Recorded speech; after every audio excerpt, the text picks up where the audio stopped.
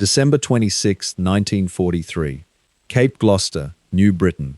The 1st Marine Division is attacking in a tropical downpour at 0730, and the Japanese garrison has spent the night learning that American Marines do not stop when the sun goes down. The assault on Cape Gloucester is the 2nd major amphibious landing the 1st Marine Division has conducted since Guadalcanal, the division that fought the entire 6-month Guadalcanal campaign, that took the highest casualties of any American formation in the first year of the Pacific War, and that has been rebuilt in Australia over the preceding months for this operation. Rebuilt with replacements, integrated into a formation whose surviving veterans carry in their bodies and their muscle memory the specific operational knowledge of what jungle combat against Japanese infantry actually requires. The assault begins in the worst weather conditions that the South Pacific's monsoon season can produce. Driving rain that reduces visibility to the length of a man's arm and then reduces it further. Mud that consumes ankles and knees and effort with an indiscriminate efficiency that does not distinguish between attacker and defender. A jungle so dense that unit cohesion above the squad level requires physical contact between the men rather than visual communication. A formation that is literally holding on to each other in the dark to maintain the contact that keeps a unit rather than a collection of individuals. The Japanese garrison defending Cape Gloucester, approximately 7,000 men of the 65th Brigade under Lieutenant General Iwo Matsuda, occupying prepared positions in the steep jungle-covered hills whose high ground commands the landing beaches and the 2 airfields that are the landing's strategic objective, has been fighting the Marines since December 25 and has been experiencing, through the night of December 25 to 26, something that the garrison's experienced infantry officers have not previously encountered in the Pacific War. The Marines have been advancing at night, not in the specific and deliberate way of a planned night assault, with the careful preparation and timing that Japanese night attack doctrine requires, but in the opportunistic way of a force that has identified an opening and is moving through it regardless of the time, because the opening exists, and the training of the men moving through it has prepared them to function in darkness well enough to exploit it. By the time the December 26 assault begins, the battle reports that Matsuda's staff officers are filing with 8th Area Army Headquarters at Rabaul describe something that 18 hours of fighting have made unmistakable. The Marines attacking Cape Gloucester are not fighting the way that Japanese infantry doctrine has learned to expect from American ground forces. They are fighting at night. They are fighting in the rain.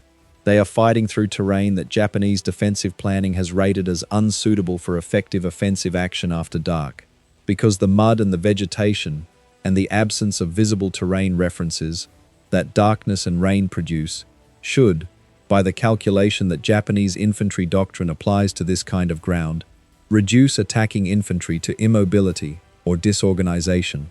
The Marines are neither immobile nor disorganized.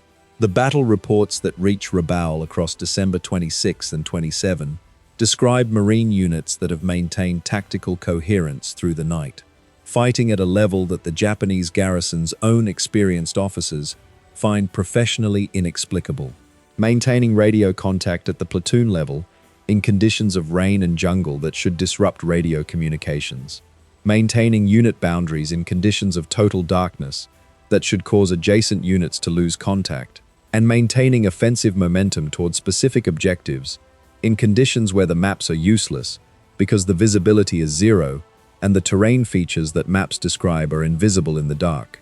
What Japanese officers write in their final battle reports about Marine night fighting at Cape Gloucester and at Bougainville and at the Marshall Islands and at Saipan and at every subsequent engagement where the Marine Corps conducts night operations becomes the most consistent thread in the Japanese military's evolving professional assessment of its Pacific enemy. That the Marine Corps, alone among the military forces Japan has opposed, fights at night the way it fights in daylight, and that this specific capability, reproduced with a consistency that rules out individual excellence as the explanation, is the product of something institutional that the Japanese analysis cannot identify as anything other than a fundamentally different approach to training military men for combat in darkness.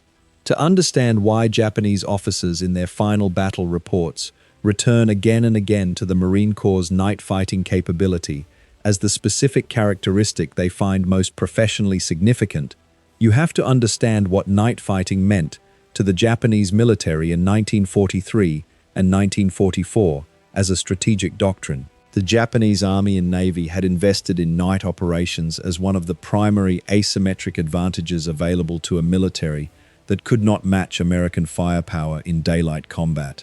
Night was the equalizer, the condition that reduced the effectiveness of American firepower by limiting the ability of American fire control systems to observe and target Japanese forces, that reduced the effectiveness of American air support by grounding most aircraft, and that provided the conditions under which Japanese infantry's excellence in close combat and silent approach could be applied most effectively against an opponent whose training and equipment were optimized for daylight combined arms warfare. This doctrinal investment was not irrational. It was grounded in real operational experience.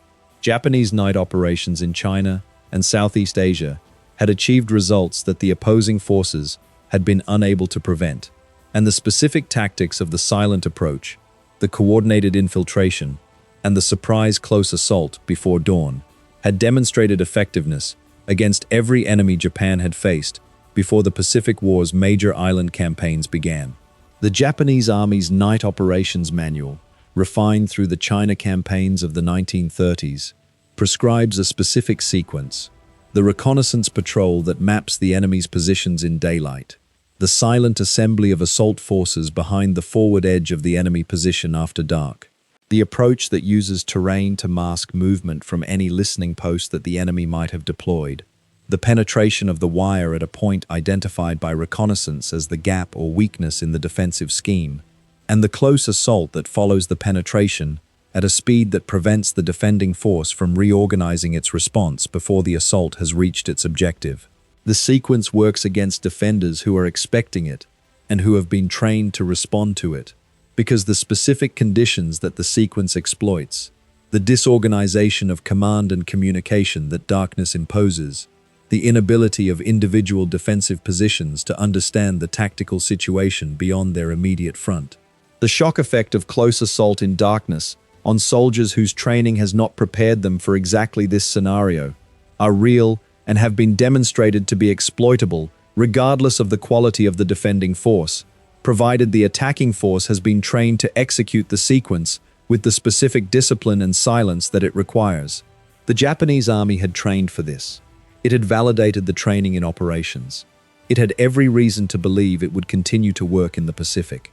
What it encountered in the Marine Corps' night defensive behavior was a defending force that had, through a different training path and a different institutional investment, arrived at the ability to function in exactly the conditions that the sequence was designed to exploit, and that therefore could not be exploited by it. The Japanese military's investment in night operations was genuine and systematic. Soldiers trained in light discipline, in silent movement, in the use of terrain features for navigation in darkness, in the specific communication techniques that allow unit coordination without the voice commands that darkness makes risky. These skills were real. The training that produced them was serious and sustained. And when Japanese units employing these skills encountered the Marine Corps conducting its own night operations, not defending against Japanese night attack, but actively attacking through the dark, the encounter produced, in the battle reports that survive, a consistent and professionally significant response. We are doing the thing we have trained to do in darkness, and they are doing it better. The 1st Marine Division's night fighting capability at Cape Gloucester does not emerge from a training program specifically designed to counter Japanese night doctrine. It emerges from the specific Marine Corps institutional approach to infantry training that emphasizes small unit initiative and individual tactical competence as primary combat requirements, applied to the conditions that the Pacific War's jungle campaigns produce. A Marine platoon leader in 1943 has been trained to maintain his platoon's cohesion and continue its assigned mission in the absence of communication with his company commander, in the absence of visual contact with adjacent platoons, and in the absence of any terrain reference except the compass bearing that his training has made automatic and the map coordinates that he has memorized before darkness falls. This training is not specific to night operations. It is the baseline competency that Marine Corps infantry training requires, applied to conditions that make baseline competency appear extraordinary.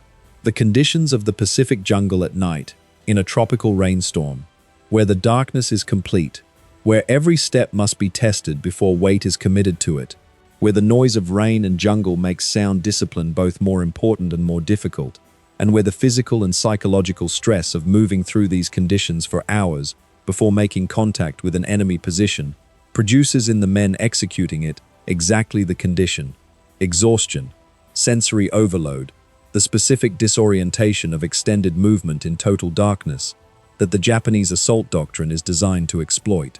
The Marine platoon leader who maintains his unit's cohesion and its objective in these conditions is not doing something that requires extraordinary individual talent. He is doing what his training has prepared him to do, in conditions that his training has not specifically simulated, but that his training's general competency standard has prepared him to manage. The Japanese garrison commander, watching the tactical results of this preparation, receiving battle reports that describe Marine platoons arriving at their objectives through the jungle darkness, with their units intact and their tactical missions executable, is watching the output of an institution whose training investment he has no direct knowledge of, and whose specific content he cannot infer from the operational results alone. This is not a specialized night fighting skill. It is the general infantry competence that Marine Corps training produces, applied to the conditions of the Cape Gloucester jungle at 2300 hours in a tropical rainstorm. The Japanese garrison commander who is receiving battle reports describing Marine platoons that have maintained their objectives and their unit boundaries through the night in these conditions is not encountering a specialized night fighting capability. He is encountering the General Marine Corps Infantry Standard applied to darkness, and the General Marine Corps Infantry Standard applied to darkness in the conditions of Cape Gloucester produces a result that his own specialized night fighting doctrine was designed to produce, and is not producing as well. November 1, 1943. The 3rd Marine Division lands on Bougainville Island, Solomon Islands. The landing is conducted at Empress Augusta Bay, chosen specifically because the Japanese garrison has concentrated its defenses at the island's northern and southern tips, and because the Empress Augusta Bay beach, though defended, is less heavily fortified than the alternatives. The 3rd Marine Division under Major General Alan Turnage puts approximately 14,000 Marines ashore on November 1 against approximately 2,000 Japanese defenders in the immediate landing zone. But the broader garrison of approximately 40,000 Japanese troops under General Hyakutake Haruyoshi begins moving reinforcements toward the beachhead immediately. What follows across the days and nights of November 1943 is a campaign in which the Marine Corps must establish and hold a perimeter on an island where the bulk of the Japanese garrison has not yet been engaged, in terrain so difficult that the perimeter itself defines the operational objective rather than any specific terrain feature inland, and in conditions, the Bougainville jungle is among the most impenetrable in the Pacific, with vegetation so dense that the advance of a single platoon through undisturbed growth can take hours to cover 100 yards, with ground so saturated by the island's rainfall that fighting positions must be constructed rather than dug because the water table is at or above the surface throughout the lower-lying ground that the perimeter's edges occupy. That place a premium on exactly the small unit capabilities that Marine training has invested in. The Marine perimeter at Empress Augusta Bay is not the defensive fortification of Betio or Saipan. It is a line traced through jungle that men are holding primarily through their presence, through the listening posts that platoon commanders have pushed out to the perimeter's edge, and through the specific fire plans that artillery and mortar officers have pre-registered on the approaches that patrol activity has identified as the most likely Japanese approach routes. A defensive perimeter in terrain this dense cannot rely on observation. The vegetation makes it impossible. It must rely on the trained responses of the men holding it to the sounds and the indicators that tell them, in the darkness and the rain, that something is approaching that they need to engage. The Japanese night counterattacks against the Bougainville perimeter begin on the night of November 7 and continue through November. conducted by increasingly large Japanese forces as Hyakutake's reinforcements arrive and are committed. The counterattacks follow Japanese night assault doctrine precisely. Silent approach through the jungle darkness, the sudden rush at the wire, the attempt to penetrate the marine perimeter at a point that intelligence has identified as weak, and to exploit the penetration before a coordinated marine response can form. The marine response that forms is not the disorganized individual position defense that Japanese night assault doctrine is designed to defeat. It is a coordinated defensive engagement in which the marine platoon leaders and squad leaders, who have been trained to function independently in darkness, are functioning independently in darkness, in exactly the situation the training was designed to prepare them for. Their position is under attack. Their radio contact with the company commander is intermittent. The unit to their left has moved to deal with its own penetration, and they are making the tactical decisions that the situation requires, without waiting for guidance that the darkness and the noise have made unavailable. The near failure in the Marine night defense on Bougainville, the moment that comes closest to the kind of perimeter penetration that Japanese night assault doctrine is designed to produce, arrives on the night of December 24, 1943. When the 23rd Infantry Regiment of the Japanese 6th Division conducts a multi-company coordinated assault against the marine perimeter's eastern face near the Torokina River. The assault is more carefully prepared than previous counterattacks, better intelligence about the specific marine positions, more precise timing coordination among the assault elements, and the addition of mortar fire to the assault sequence to suppress the marine fighting positions that previous assaults have identified as the sources of the most effective defensive fire. The assault achieves what previous assaults have not: a penetration of the wire on a 200-meter front, with Japanese infantry inside the marine perimeter, and engaging marine positions from the front and from the flanks simultaneously. For approximately 90 minutes, the penetration is a genuine tactical crisis. Individual marine positions are fighting Japanese soldiers at distances measured in meters, in darkness that prevents any visual understanding of the situation, with the specific confusion that close combat in darkness produces, when the distinction between friend and enemy depends on sound rather than sight. What prevents the penetration from becoming a collapse is not a coordinated marine counter-response. The darkness and the confusion make coordination above the squad level not merely difficult, but in many cases impossible. With radio communications disrupted by the physical proximity of Japanese soldiers to marine positions, and by the noise of close combat that the radios cannot transmit through, with the clarity that relay of useful information requires. What prevents it is the specific individual and small unit competence that Marines have been trained to apply in exactly this situation, each position continuing to fight in its own sector, with the weapons and the men immediately available to it. Each squad leader making the tactical decisions available to a squad leader with the information a squad leader can gather in darkness, which is the information within arm's reach, and the sounds within earshot, and the compass bearings that his training has made as automatic as breathing, and the aggregate effect of these individual and small unit decisions being a defense that holds at costs that are significant and real and that does not break. Marines are dying in those positions on the night of December 24. Japanese soldiers are dying in those positions on the night of December 24. The physical violence of close combat in total darkness, where the identification of a target depends on sound and touch, and the specific spatial awareness that training produces in men who have practiced their defensive sectors in daylight, and who know, in the dark, exactly where the wire is and exactly what is coming through it.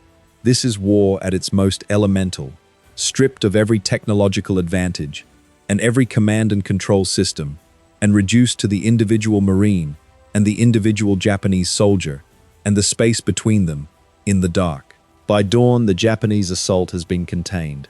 The penetration has been sealed, not by a counterattack that the command structure has ordered, but by the specific resilience of individual Marine positions that have been trained to function in the condition they are in.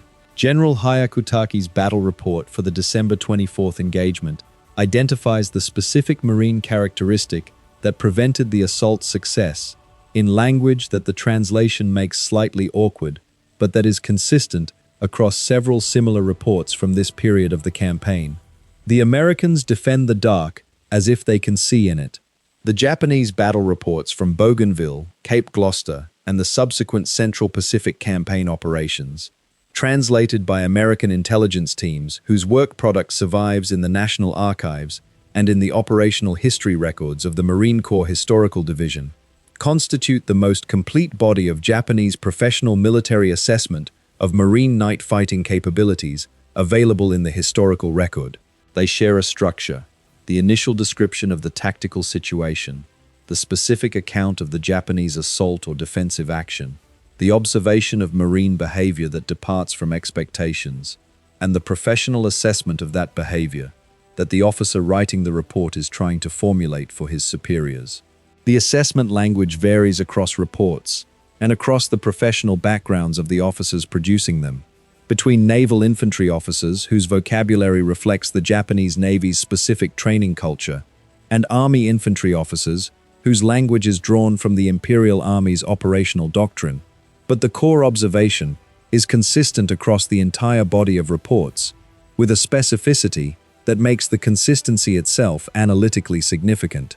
Marine infantry at night does not behave the way that American infantry was projected to behave at night. It does not exhibit the disorganization and loss of initiative that darkness imposes on forces not specifically trained for night operations. It does not default to the individual position defense in the absence of coordinated command authority, which is what Japanese night assault doctrine predicts will happen when close combat disrupts the defending force's command and communication system. It continues to function as a coordinated tactical unit at levels of unit integrity and individual initiative that the Japanese assessment reserves for its own most experienced night fighting units, units that have had years of operational validation of their night capabilities in China and Southeast Asia, not units that have been built in the accelerated training programs that American mobilization has produced. The Japanese officers writing these reports are drawing, from the operational evidence available to them, a conclusion that their institutional framework has difficulty accommodating. The Marine Corps is not achieving night fighting effectiveness through specialized night training that has produced specialized night fighters. It is achieving it through a general infantry training standard whose output is soldiers capable of functioning effectively in darkness as a direct extension of their daylight infantry competence. Several of the reports use language that translates, in the specific formulation of their military terminology, as beyond expectation, a phrase in Japanese professional military writing that carries a precise meaning distinguishable from exceeded the projection. It means the category itself was wrong, that the assessment was not simply miscalibrated in its quantities, but built on a faulty premise about what kind of thing was being assessed. An expectation that is merely exceeded is correctable by adjusting the numbers. If you expected a force to move at 1 speed and it moved at 2, you adjust your next projection upward and your defensive planning accordingly. An expectation that is beyond expectation in this specific usage is not correctable by adjusting numbers. It requires abandoning the framework that produced the projection and building a new one from the evidence of what has actually been observed. The Japanese professional military intelligence system, encountering in the Marine Corps' night fighting behavior a phenomenon that its framework rates as beyond expectation, is facing exactly this requirement: to build a new framework from the observed evidence. The reports that describe this phenomenon are the raw material for that framework building. They are honest in their descriptions, precise in their professional vocabulary, and consistent across multiple campaigns and multiple commands in what they observe. What they do not contain is the new framework itself, because building the new framework requires resources, organizational will, and time that the Japanese defensive situation in 1944 and 1945 does not provide. The Marine Corps' night fighting behavior is, in these reports, not merely better than Japanese intelligence projected. It is categorically different from what was projected, and the category difference is what the reports are trying to explain to the higher commands that receive them and must incorporate the explanation into their defensive planning for whatever comes next. By the Saipan campaign in June and July 1944, when the 2nd and 4th Marine Divisions land on Saipan against approximately 32,000 Japanese defenders under Lieutenant General Yoshitsugu Saito and Vice Admiral Chuichi Nagumo, the Japanese defensive planning already incorporates the lessons that the Bougainville and Cape Gloucester battle reports have produced. The defensive positions on Saipan are not designed, as earlier Pacific Island defenses had been designed, to defeat American forces primarily at the beach. They are designed to conduct a fighting withdrawal inland through positions that will maximize American costs, while allowing Japanese forces to maintain coherence for the counterattacks that Saito's plan depends on for its final outcome. The counterattack that Saito plans, and that is executed on the night of June 16 and 17, when Japanese armor and infantry conduct a tank-supported assault against the marine perimeter in the darkness, represents the most sophisticated Japanese combined arms night attack that the Pacific War has produced to this point. Tanks coordinated with infantry in a plan that has been developed over weeks, targeting a specific point in the marine perimeter that reconnaissance has identified as the junction between two marine regiments. Historically the weakest point in any defensive line, because the coordination between adjacent units is always more vulnerable at boundaries than within units. The attack goes in at 0300. The Japanese tanks advance ahead of the infantry, using their superior armor to absorb marine fire, while the infantry follows close behind, protected from the most effective marine defensive weapons by the darkness and by the tanks they are following. The marine defensive response is immediate and coordinated in ways that the Japanese planning had projected would not be achievable in the specific darkness and confusion of a tank assault against an infantry perimeter at in 300. The 6th Marine Regiment, commanded by Colonel James Risley, employs a bazooka defense in depth that stops the Japanese tanks at ranges that give the tanks' guns no advantage over the marine defensive weapons, and the marine artillery fire that is called from the Regimental Fire Support Coordinator reaches the Japanese infantry following the tanks before it can exploit the tanks' advance.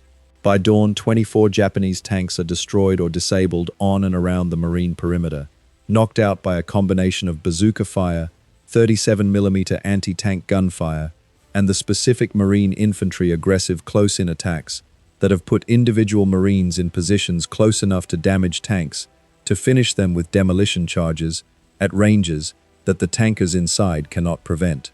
The counterattack that was supposed to break the marine perimeter has demonstrated, instead, the specific characteristic that the Bougainville and Cape Gloucester battle reports had identified as the primary obstacle to Japanese night operations against marine forces. The marine defensive system maintains its coordination and its effective fire in conditions where darkness and close combat produce the disorganization that Japanese night assault doctrine depends on to produce the penetrations it requires for success. General Saito's battle report on the June 17 counterattack, filed with the 31st Army Headquarters in language that the operational situation is making increasingly urgent, describes the Marine defensive response with a precision that reflects years of professional military observation. The Americans did not lose their command coherence in the dark. The phrase is a professional observation, not an emotional one. It identifies the specific capability that has prevented the counterattack from achieving its objective, and it does so in the language of a Japanese general officer who understands exactly what it means, that the American force he is fighting has been trained to do in darkness what his own forces have trained their entire careers to prevent. The final battle reports of Japanese officers who faced the Marine Corps in 1944 and 1945, at Saipan, at Peleliu, at Iwo Jima, at Okinawa, return to this observation with a consistency that spans individual officers, individual units, and individual operational contexts, because they are all describing the same system, encountering the same institutional capability. The specific wording varies. The professional assessment is the same. The Marine Corps at night is not the opponent we prepared for. It is an opponent whose behavior in darkness reflects a training and institutional investment that our own specialized night fighting doctrine has not produced in our own forces, and whose combat persistence in the conditions that should advantage us most is the capability that most limits what our night operations can achieve. These reports were written in the final weeks and months of officers who in most cases died in the battles they were describing. On Saipan, where General Saito committed ritual suicide on July 7, 1944, having led the final Banzai charge with the survivors of his command. On Peleliu, where Colonel Kunio Nakagawa, whose tunnel-based defense of Peleliu's coral ridges produced the costliest battle per capita in Marine Corps history, continued his defense until November 1944, with his command reduced to dozens of men. On Iwo Jima, where General Kuribayashi directed his tunnel-based defense until March 26, 1945, and whose final radio communication to Imperial General Headquarters describes a position whose reduction by Marine forces he recognizes as inevitable, and whose cost in American lives he acknowledges has been, by his design, as high as his resources and his engineering allowed. These men wrote their final battle reports from command posts that American forces were closing on, filed their assessments through communications networks that were failing, produced the professional military documents that their institutional obligations required them to produce, even when the professional military situation they were describing left no room for optimism about any outcome except the one that was approaching. The final battle reports are professional military documents produced by men under extreme duress for an institutional purpose that the duress had made almost entirely abstract. The headquarters receiving the reports was in no position to use what they contained to change what was happening on the island, the reports described, but that the officers writing them still felt bound to fulfill. This tells us something about the men writing them and about the institution they served. It also tells us something about the institution they were describing. They were writing their battle reports from command posts that American forces were approaching, filing their assessments through communications networks that American signals intelligence was monitoring, producing the professional military documents that their institutional obligations required them to produce, even when the professional military situation they were describing left no room for optimism about the outcome. What they wrote about the Marine Corps at night is the honest professional assessment of men who understood, from direct operational experience, what they were facing, and who found it worth documenting in the diminishing time available to them, because the documentation was the only contribution to the institutional learning of the Japanese military that their situation still made possible. They could no longer change the defensive plans. They could no longer adjust the training programs. They could no longer make the decisions about resource allocation and institutional priority that would have been required to produce, in Japanese forces, the night fighting capability they were observing in the Marines. What they could do was describe what they were seeing accurately enough that the institution receiving their reports might, in some future planning cycle, use that description to make different decisions. The institution that received those reports was, by 1944 and 1945, in no condition to make different decisions. But the men writing the reports wrote them anyway, with the professional care and analytical precision that their training had produced in them, because professional military officers in extremis write battle reports. It is what they do. It is what the Marine Corps, receiving those reports from intelligence translation teams in Pearl Harbor and Washington, was producing its own version of simultaneously. The institutional accumulation of operational knowledge that, applied forward into new campaigns, makes each successive Marine Corps better prepared for the fight than the one before it. The Marine Corps that they described in those final battle reports was not the Marine Corps of reputation or mythology. It was the Marine Corps of operational reality, assessed by professionals who had every reason to find weaknesses to exploit, and who documented instead a capability that their own training and institutional investment had not matched.